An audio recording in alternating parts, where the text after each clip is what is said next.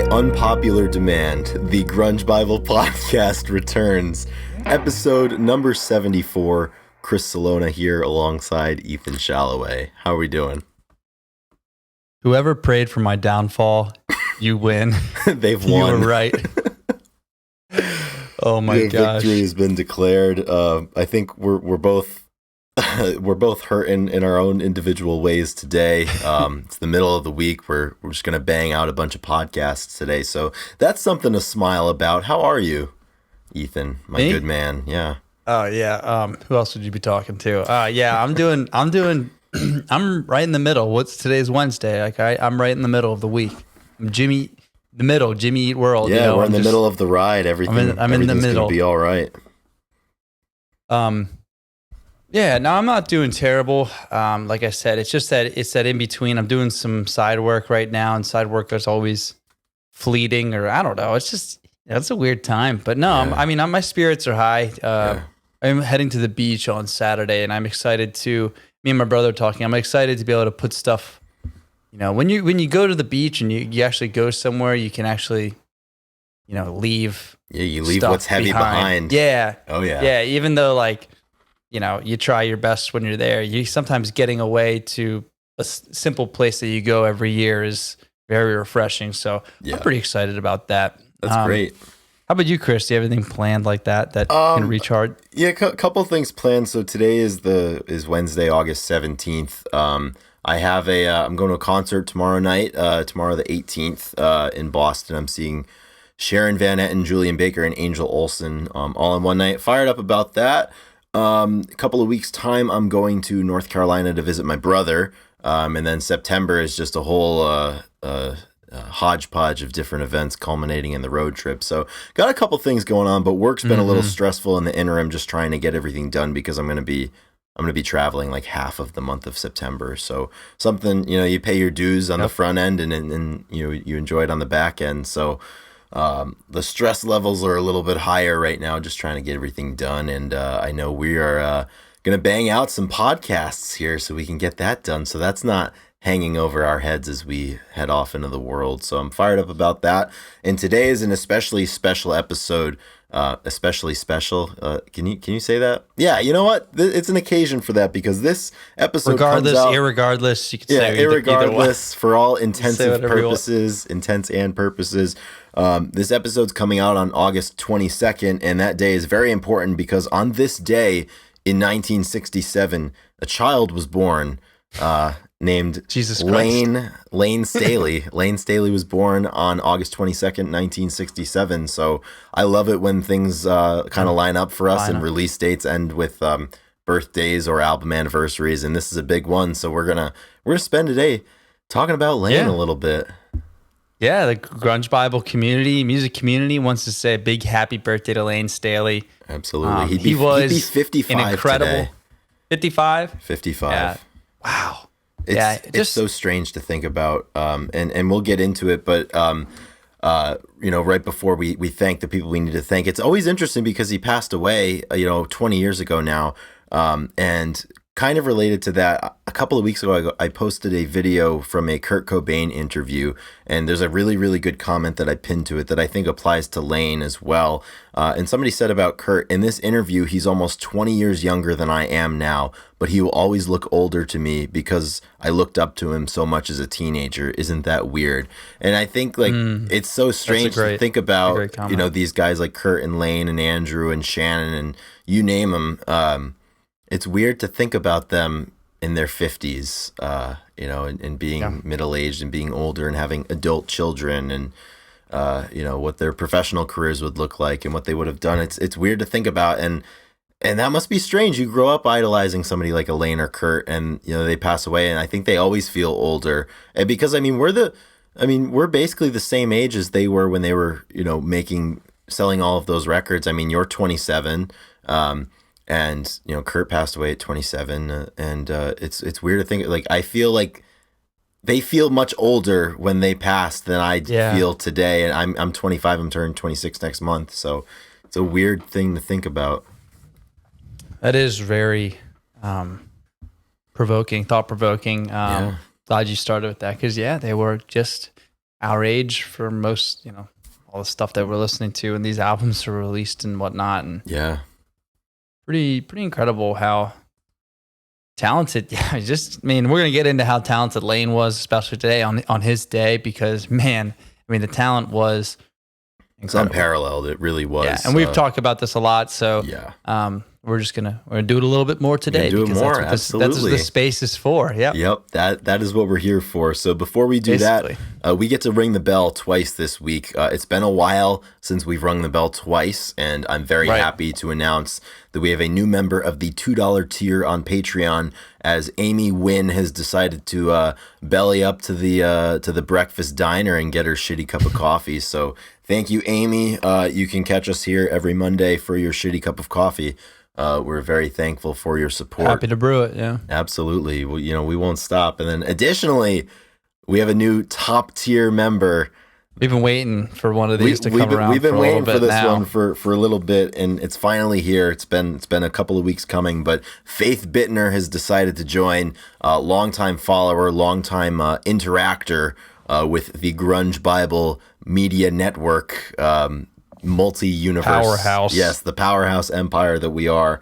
Faith Bittner has decided to join at the top tier, and kind of like the Atlas carrying the world. Those are our top tier patrons, and we have one more person that's decided to. They said, you know what, put the load on me, and we're happy for that. We're grateful for that. Rolling in here on episode 74, we still have people that have been with us quite a ways. So thank you, Faith, for hopping in here, and you join the following members of the top tier over on the Grunge Bible Patreon, and they are Chris LSMS, Sonny Mashburn, Kayla Jean, Alexis Shannon, Jade Mercado, Doug Endy, Black Hole Sean, Captain Hightop, Laura Nyreen, Millie, Release, Nikki Six, Marianne, Alex Long, Darian Riddle, Fuck Soup, Rachel Corning, Layne Staley, our number one fan from Australia, What the Fuck's Up Denny's, Jamie Lynn, Eddie Vedder Got Me Through My Second Divorce, Shoe the Shoeless, I Hate Your Mom, Kara K, The Blue Owl, Brother Nature, Kitty Cooper, Fresh Tendonitis, Seattle 4 Fanboy from New Jersey, and my mother, Carlene Salona. That's awesome.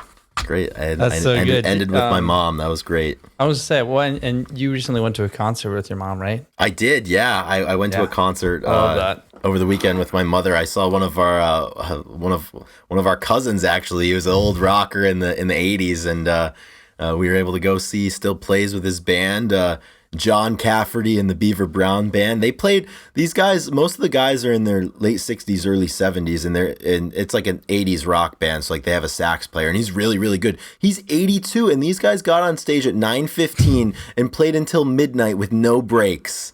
It was unbelievable.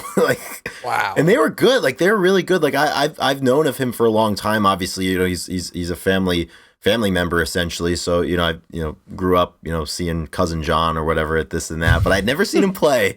And it was awesome. It was really good. I was fired up. I'm so happy for you. That's so cool to be able to watch some family rock it down the house. Absolutely. Bring down the house, rock and roll. He did a song for, I think, Rocky IV. I think Hearts on Fire. If you're familiar with that. It's amazing. Yeah, apparently it's a hit. And there's a movie in the 80s called Eddie and the Cruisers they did the soundtrack for. And like that's what, it went like 3 times platinum, like their soundtrack for it, which is more than I'll do in the music world. So, more than most. Is platinum $1 million? I think platinum's 100,000. No, platinum's $1 million. I think platinum's $1 million, yeah. I think, yeah, so I sold a lot of copies of that sucker, I guess. Yes. That's impressive. I'm learning more and more about good old John Cafferty. So I was excited about that. It was funny because my mom used to go to all of his shows, in the 80s when he was kind of commercially 1 million copies. So 3 million copies. That's pretty good. That's really good shit. I mean, $1 million's a lot, Chris. Yeah, and 3 million is a lot more than 1 million, which is a lot more than 100,000. So it was cool. Just my mom likes music. I got a lot of my music love from her. So kind of like a nice full circle moment. She used to see them all the time in the 80s. So to hop in at 2022 and go and see him and have a nice evening was just what the doctor ordered. So really excited about that. It was great. Right on. Well. Not to take away from that story. I know that people want to hear a little bit about Layne. Yeah, they want to hear about Layne. It's no secret that this man was just an incredible vocal talent. I don't know, man. Sometimes I go back and forth. It depends who I'm listening to more, of who I think has the strongest, most raw talent, a part of like the scene and whatnot. Obviously, Chris Cornell has some, gets some great high pitched voice and does some great stuff. But when you listen to Layne and this, the work that he's done throughout the years, I mean, his range was, incredibly powerful and just as strong at the higher pitches and the octaves and like some really like mind blowing stuff that you wouldn't expect.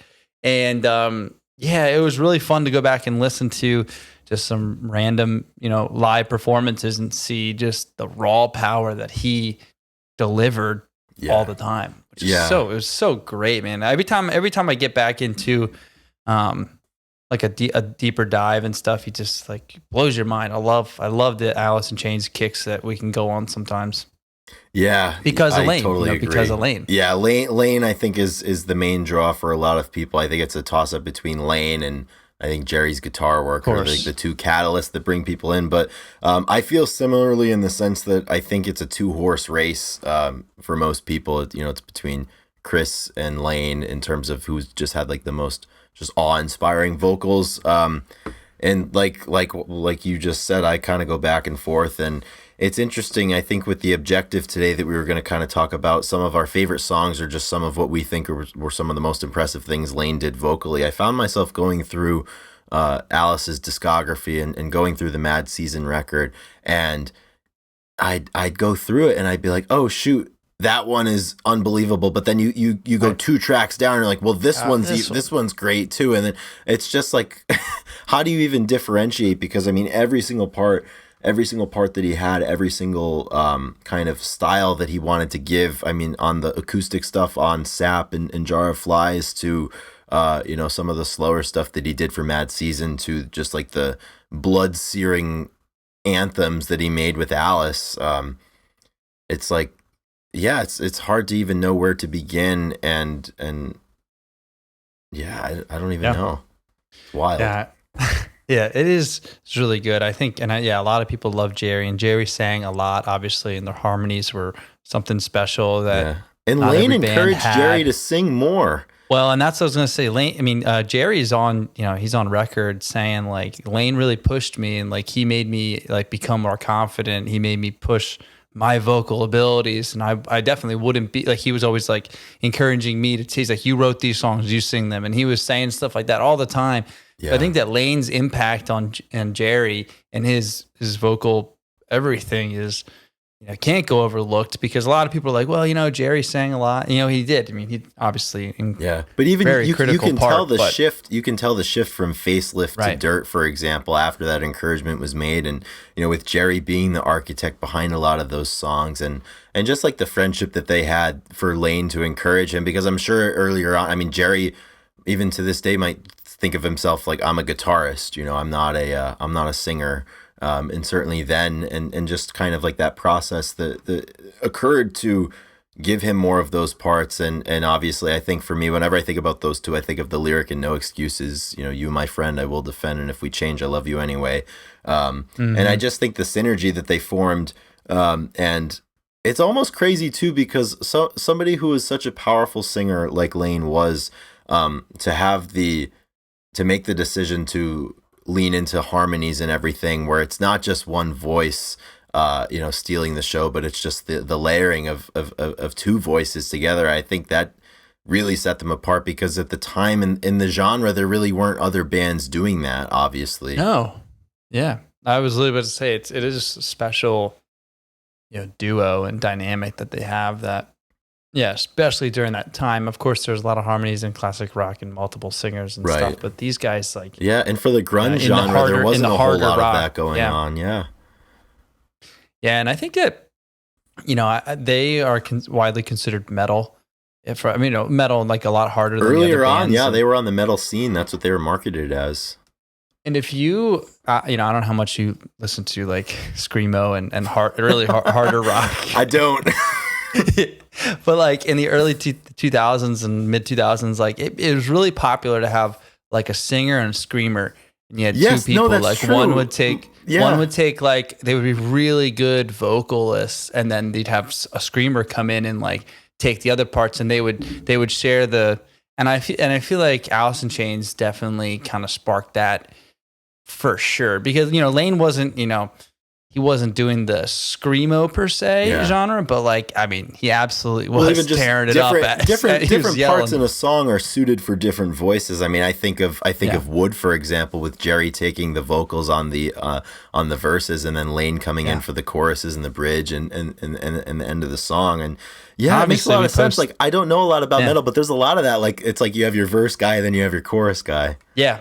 It was very, very popular, and I think that because not everybody can scream, and that's so hard on the voice, so you just take the load off. Yeah. But yeah, I know, and we give a lot of we obviously post Wood every day, basically for a long time. But dude, I mean that vocal performance is always extremely like satisfying to listen to. I don't care how many times I listen to. Like it is one of. I mean, it is such a good rip for him. When we post it so often that you kind of get familiarized with it, but when I stop and consider what it is that I'm listening to and what it is that I'm looking at, it's just as impressive now as it was when I first heard the song. And just like, especially the if you get the isolated vocal track and just how Layne hits those high notes, same old trip it was back then, and he goes way up high. And I love the end when he brings it down. Towards the end where he's kind of finishing up the song, and just like, for somebody who had that great of an ability to scream and just bring the house down, he also had such a great ability to have a lot of nuance to his voice, which is something that to play both sides of that coin and to really be able to do it all is really, really impressive, and Layne was able to do that. Yeah, and he did it. His power and control were just always really spot on, and I think that two other songs that obviously they're his top songs. They're like their best songs for a reason. But like Rooster and Man in the Box are just also like kind of fit in that same. I figured we'd talk about those two before. Yeah. I mean, Man in the Box probably. I think that's like those live performances are some of the the most listened to. People always refer to those as like their best performances. Yeah. Because man, he just is like on another level a lot of ridiculous. times. And then you have Jerry solo. Like, I mean, it's just like, it is always such a great live. Yeah. And Man in the Box, performance. Coming from their first album and being the first song of theirs to make it big, I think for a lot of people that was probably the first introduction that they had. And I don't know how, around that time, if you're listening to the radio or whatever, if a friend gives you a mix or something, how that doesn't grab your attention, that chorus there. Feed my eyes, can you sew them shut?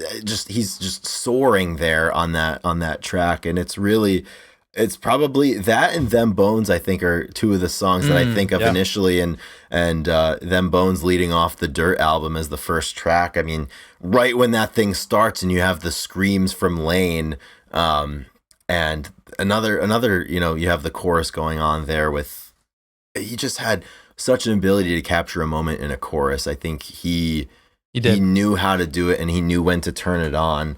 One of the things that I love about his style is like the way that he holds notes and like carries them across like 4 bars of music. And, I mean, a lot of the other guys did it too, but for some reason, like his ability to hold at the same like intensity is really good. That was some of the more impressive stuff when you listen to like.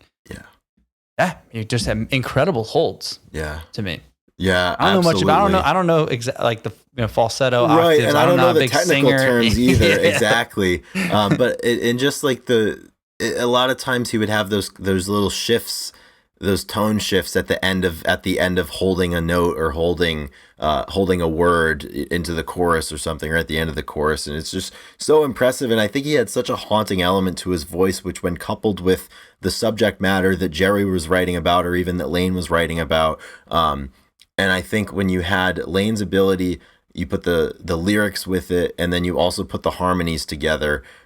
Because I think Alice in Chains, they gave you the harmonies at just the right time. They didn't do it all of the time so that it became normalized, but it really, really accentuated a lot of their work, I think. And that's something that's so special about it. And Layne really, I think, rose to every single moment in the studio, certainly, and even live, with all of his struggles and all of his struggles with substance abuse and not playing much sober, obviously. And the fact that he was such a little guy too, and that big of a voice could come out of somebody like that, just blows my mind. Just absolutely blows my mind. And something I spoke about earlier is kind of playing both sides of that coin.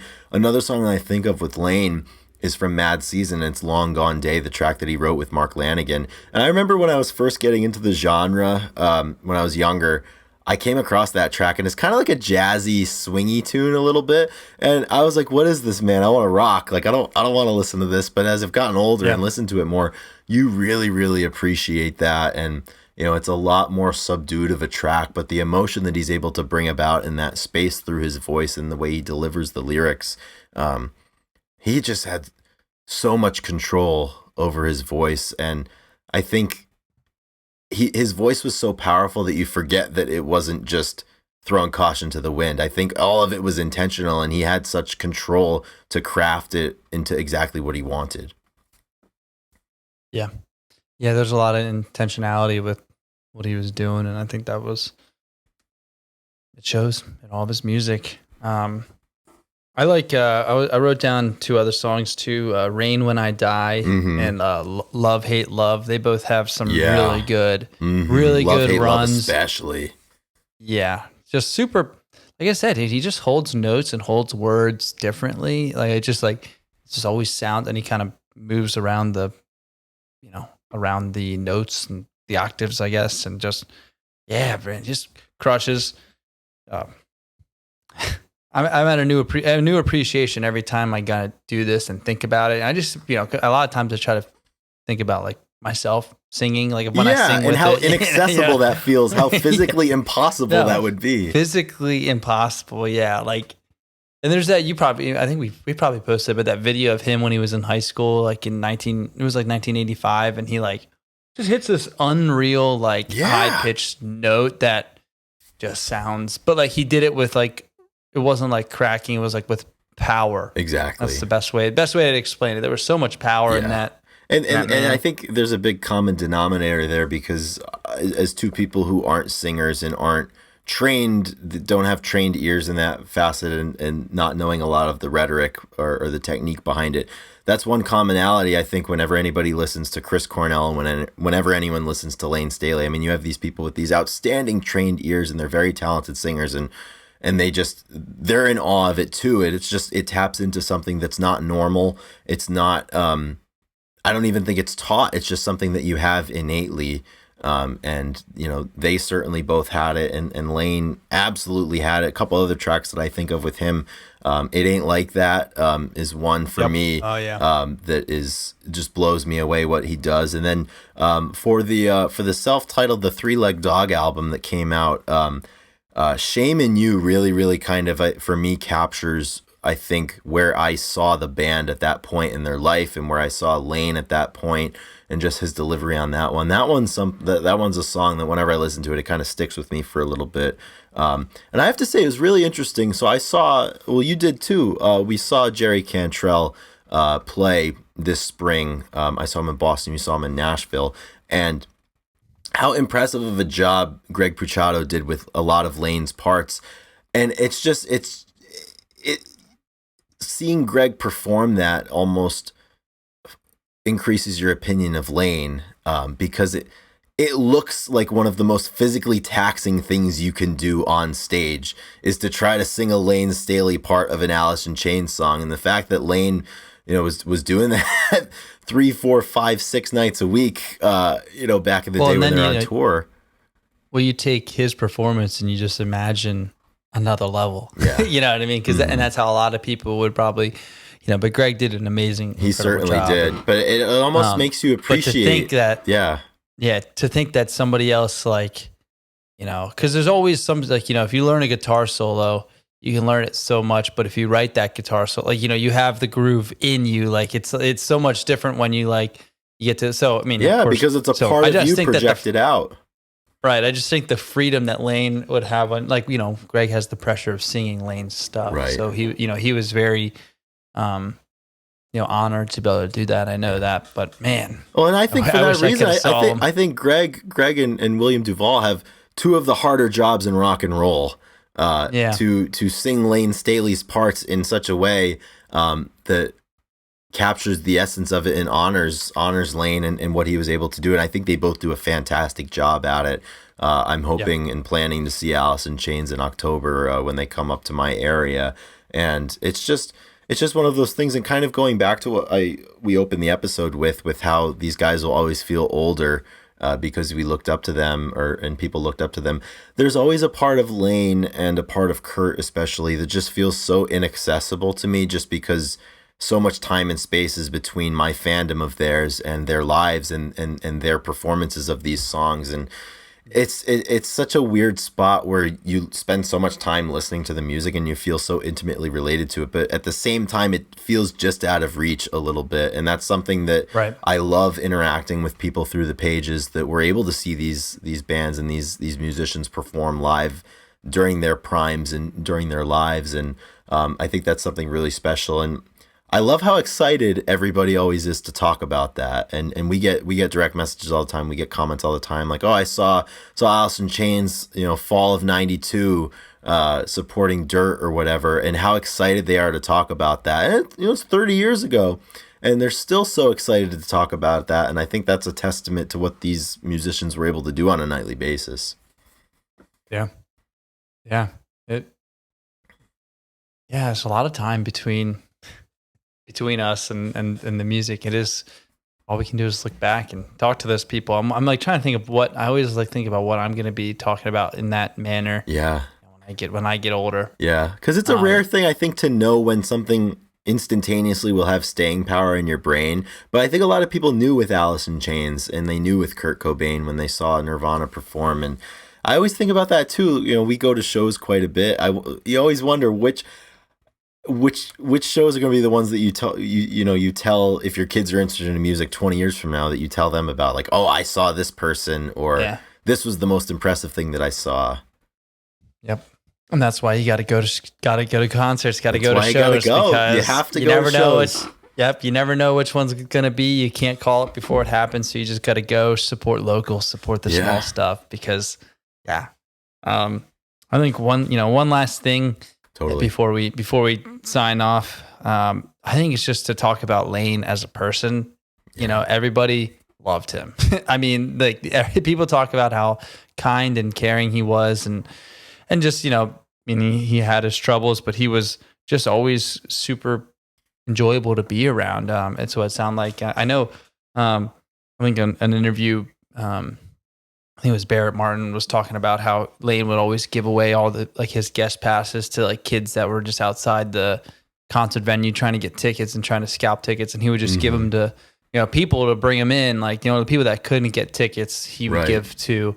And like I said, you just hear really nice things about people, and that's a simple way to put it, but that goes a long way. It's just cool to think about that he was also a joy. Yeah, and I feel that same way in everything that I've read and listened to. I think people always talk about Layne's laugh. People talk about his sense of humor, and he's just the gentle person that he was, and he was very in tune, with art and with animals, and he just seemed like a very, very just gentle and kind person. To those that he cared about. And I think one of my favorite Layne quotes, I think it's from the Rolling Stone, one of the Rolling Stone articles they did, where he says that his bad habits aren't his title, that his talents and his strengths are his title. And I think that always has a lot of application to, whatever's going on in anybody's life, that, you have to think about the good things that you bring to the table, because it's never all bad, and you're always able to illuminate yourself and those around you. So when you have the opportunity, you got to choose that. But yeah, Layne, there's that clip that you posted once on his birthday where he's giving an interview and he's sitting by a piano, and, like, he accidentally hits one of the keys or whatnot, and he just laughs. And I always think about that. Those are the clips and those are the stories that humanize him for me.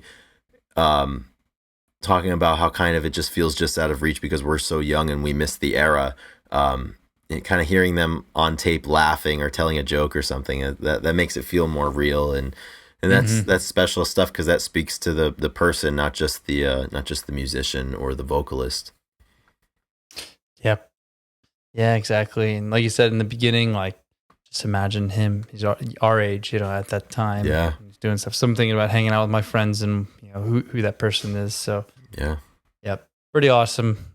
Yeah, we wish he was still around, but yeah, he'd be very 55 very years old today. So happy 55, birthday to wow. Yep. Layne Staley, wherever he may be. And, he's been gone for 20 years, but we're going to be listening to him 20 years from now and another 20 after that, and so on and so on. All right, Chris. Well, that was good. That was a good conversation. Again, happy birthday to Layne. Yeah. And spin your Alice in Chains, your Mad Season records today. And think about it. Yeah. Celebrate his birthday. Absolutely. So thank you everyone for listening to this conversation. Do all of those things that Ethan said. That's not negotiable. You have to go and do that today. What is negotiable is we do ask you, if you're enjoying us so far, if you feel like it, you can go ahead and check us out. Different ways to support us that you know well by now. Leaving some reviews, subscribing, buying some merch, joining the Patreon, as Amy and Faith both decided to do. We would really appreciate that. We also appreciate our producer, Drew McFadden. We're going to make him very happy because we're going to bank some episodes and he's going to have some time to work on these puppies and get them out. But he is the legend that makes all of this run, and we're very thankful for him. And Ethan, I think before we close it down, we have some songs of the week to share, don't we? That we do. I wasn't sure if we were going to do it with happy birthday, but I always got some songs of the week. A rousing ready. a cappella version in the style of Layne Staley. The vocals only? Do we go there? I of course had to listen to some vocals only as I was preparing for this. Yeah. Pretty incredible stuff. We love posting that. But I guess I can go first. I think. Let me pull up something here. This one I was gonna post this. I was gonna use this one a couple weeks ago, but it got pushed away. So it's actually a very great tune, a good sing along tune by Rusted Root called "Welcome to My Party," and it's such a good song that I don't know if you've ever. I know I've talked to you about. I saw them live, and my brother "Send Me on My Way" was his last song. Yep. And they just they have that for them, which some people hate, some people love. I love it. But their band saw them live, and just an absolute honor to watch these musicians. They're so good. The dude was yodeling, singing, playing like all these string instruments, just so doing good. It all. And that's how and that's what this song is. It's "Welcome to My Party." And that's how it feels when you listen to them. It's like, they're very welcoming. And they're just really awesome musicians. And they got a good tune. They got like really good drums and bongos and all that. So they're pretty, I would love to see them at a festival. Fire me up. I think there's more room for bongos in music than people take advantage of. So I endorse this. Santa Barbara. The Doobie Brothers. Doobie Brothers in Santa Barbara in 82. That I still contend that's the best live performance available on YouTube ever. I mean, the master cut or whatever. The video is incredible. Bonus footage. Live from the beaches. That's awesome. I think one of my favorite elements about this podcast, Ethan, before I share my song of the week, is that these episodes are just laden with stupid fucking inside jokes that you and I have together that a handful, if that, people out there might understand, and most of the time they don't understand, so they probably listen to us talk about Santa Barbara 82 Doobie Bros. Like, what the hell are you talking about? Or at the beginning of the episode where we're like, if you've prayed for my downfall, you've won.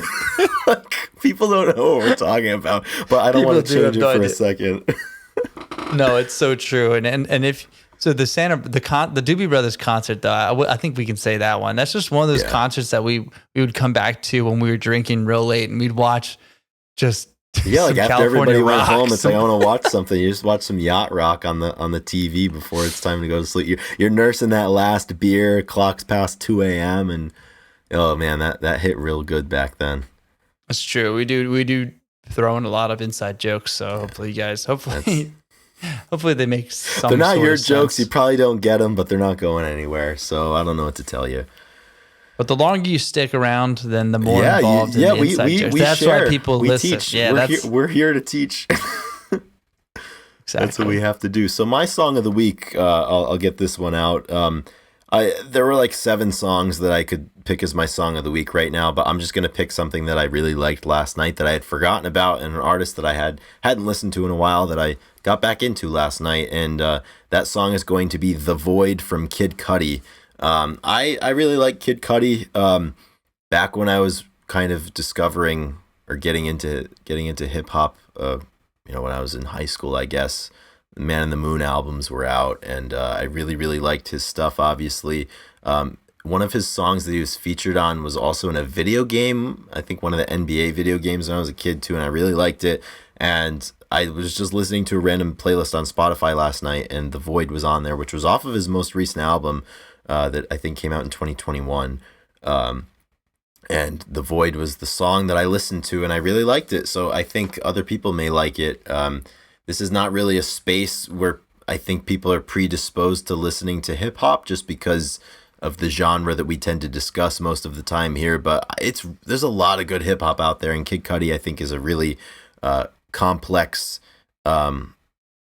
creator, and he's very nuanced with what he does, and I really admire him a lot. And I think all of his stuff is really, really solid, and he's not afraid to experiment, and I think that's really cool. So it's my song of the week. Awesome. The Void. That's where I'm going after this. I'm going to The Void. Yeah, perfect. 2 great songs to finish up the episode. You bet. Please check out the playlist. Come back next week. Like I said, we have plenty of episodes you can go back and listen to if this is your first time here. And thank you for getting to the end of the episode. Absolutely. You did it once again. We'll see you back here. We did it, Chris. Yeah, we did it too. 1 down, a few more to go. That does it for episode 74 of the Grunge Bible podcast. Check back with us same time, same place next week for episode 75. Ethan, I'll see you later. Everyone out there, I will talk to you later. So thanks for listening and take care. Rock and roll. Rock and roll, guys.